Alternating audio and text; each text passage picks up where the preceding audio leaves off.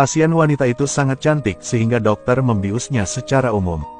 Mereka melepas pakaiannya dan mengeluarkan kondom yang telah mereka persiapkan sebelumnya. Satu demi satu mereka masuk ke kamar rumah sakit dan memperkosanya. Meski seluruh tubuh gadis itu dibius dan tidak bisa bergerak, namun kesadarannya masih jernih. Air mata terus mengalir dari rongga matanya. Para dokter memasuki ruangan satu persatu, sembarangan mempermalukan gadis malang itu. Beberapa orang bahkan mendekat ke telinganya dan tertawa, mengira perempuan juga menyukai ini. Selama gadis itu tinggal di rumah sakit, mereka akan datang ke sini setiap hari. Meski semuanya sangat kejam, tidak ada yang berani menghentikan mereka. Setelah bertahun-tahun, status mereka bertiga menjadi semakin tinggi. Menjadi ahli di bidangnya masing-masing. Tapi tidak ada yang menyangka retribusi tahun itu akan kembali secara bertahap.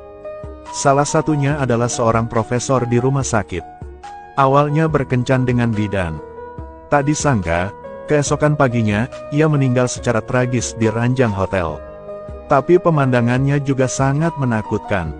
Semua arteri di tubuhnya terputus. Meski lukanya tidak besar, namun darahnya banyak. Cara bersih seperti ini dapat menyebabkan korbannya menanggung penderitaan yang sangat besar. Karena tidak bisa langsung mati, tinggal menunggu sampai darahnya habis sambil merasakan teror yang dibawa oleh kematian.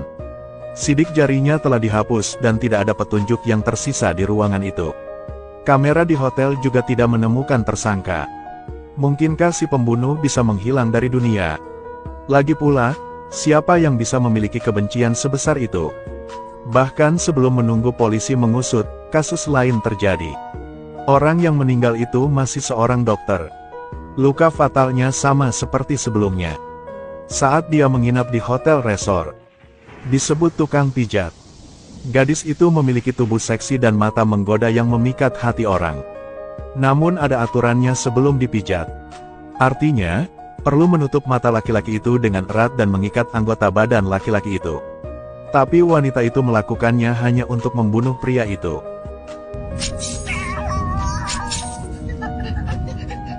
Siapa kamu?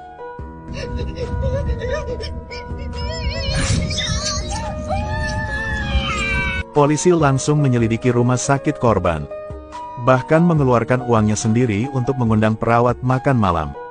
Akhirnya menemukan skandal orang-orang ini.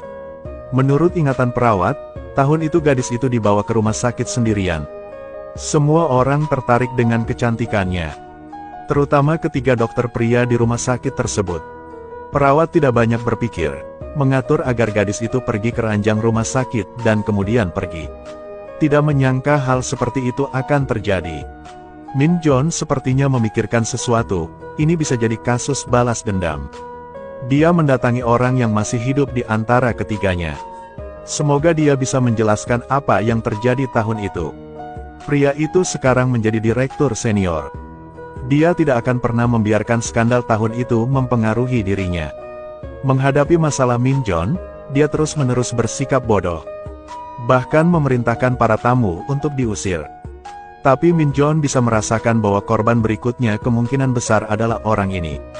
Tanpa diduga, pihak lain marah dan langsung memanggil seseorang untuk mengusirnya. Pria itu bereaksi sangat keras. 8% dari apa yang terjadi tahun itu benar adanya. Min John segera berdiri dan meninggalkan rumah sakit. Dia harus menemukan wanita itu secepat mungkin.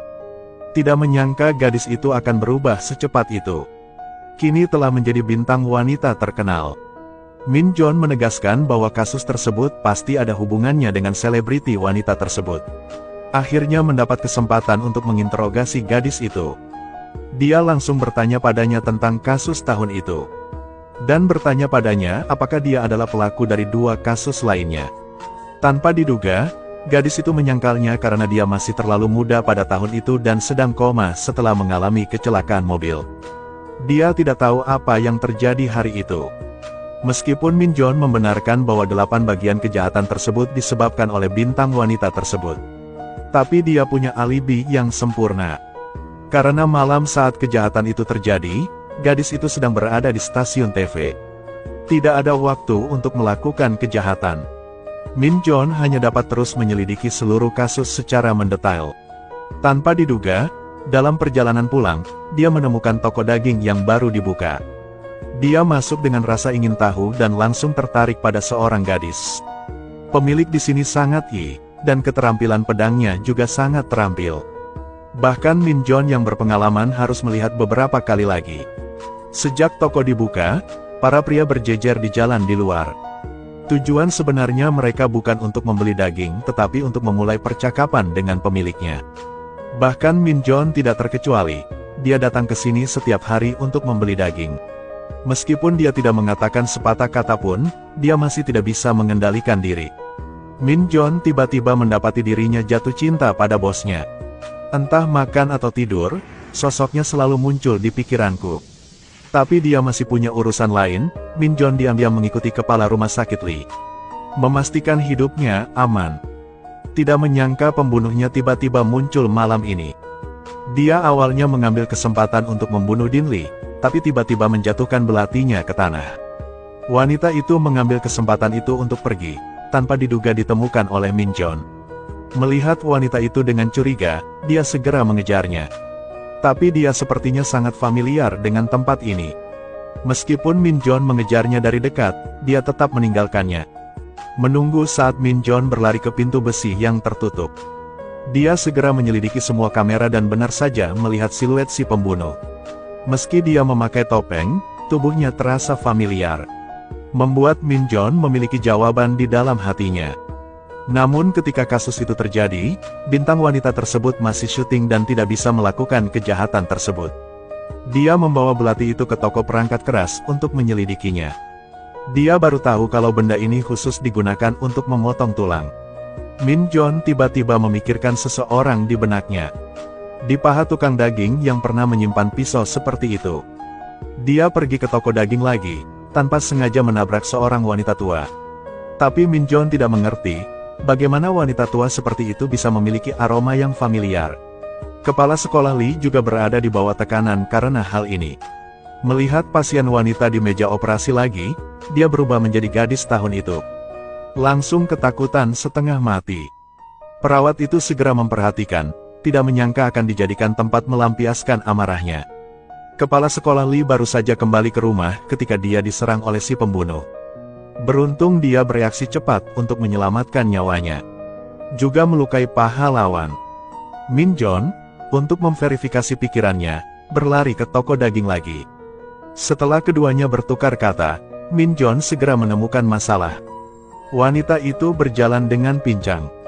Ini jelas berarti kakinya terluka parah. Min Jon bergegas ke depan, menggunakan kekuatan untuk mendorongnya ke bawah, lalu menarik kaki celananya. Benar saja, dia menemukan luka yang dibalut di pahanya. Kebenaran ada di depan matanya, tapi Min Jon menatap gadis malang di depannya. Mulai merasa patah hati. Sebagai seorang polisi, ia akhirnya tak kuasa menahan godaan si cantik. Tapi saat Min Jon menikmati keindahannya, kepala sekolah Lee menghilang. Dia diikat kerak sambil menangis histeris. Tapi tidak ada yang bisa mendengar. Seorang wanita tua tiba-tiba muncul, memberi isyarat kepada pembunuh di belakangnya untuk bertindak.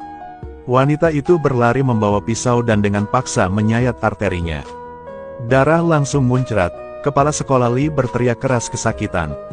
Wanita tua itu perlahan berjalan ke depan. Kamu juga sangat menikmatinya. Kepala sekolah Lee tiba-tiba teringat bahwa dia juga mengatakan hal yang sama kepada gadis itu tahun itu. Untuk hidup dia terus memohon.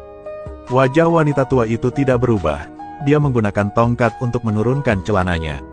Lalu lepaskan seekor anjing besar.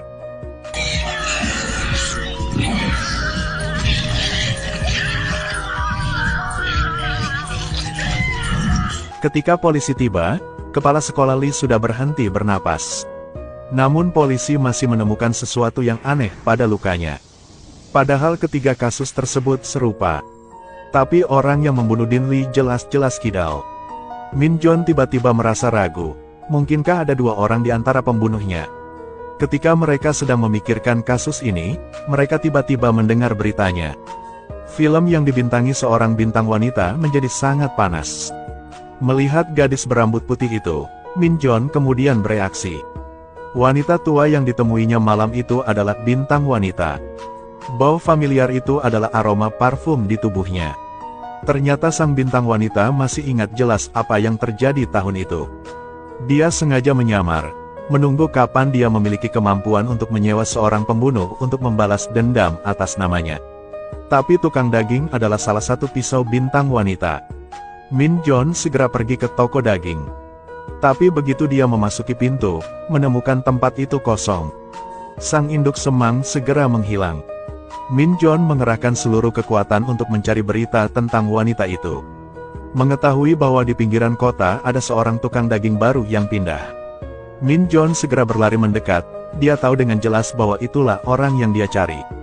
Setelah beberapa patah kata, kedua orang itu mulai berkelahi. Begitu Min Jon mengeluarkan senjatanya, gadis itu memotongnya dengan pisau. Keduanya saling berpegangan erat, tidak ada yang melepaskannya. Tapi gadis itu bukan tandingannya Min Jon, dan terjepit di tanah. Seharusnya mati, tapi Min Jon menatap gadis yang dicintainya. Tidak bisa keluar. Dia pergi ke departemen kepolisian, tidak mempedulikan segalanya dan ingin mengundurkan diri. Bahkan jika sutradara memohon, dia tidak bisa memenangkan kembali tekad Min Jon.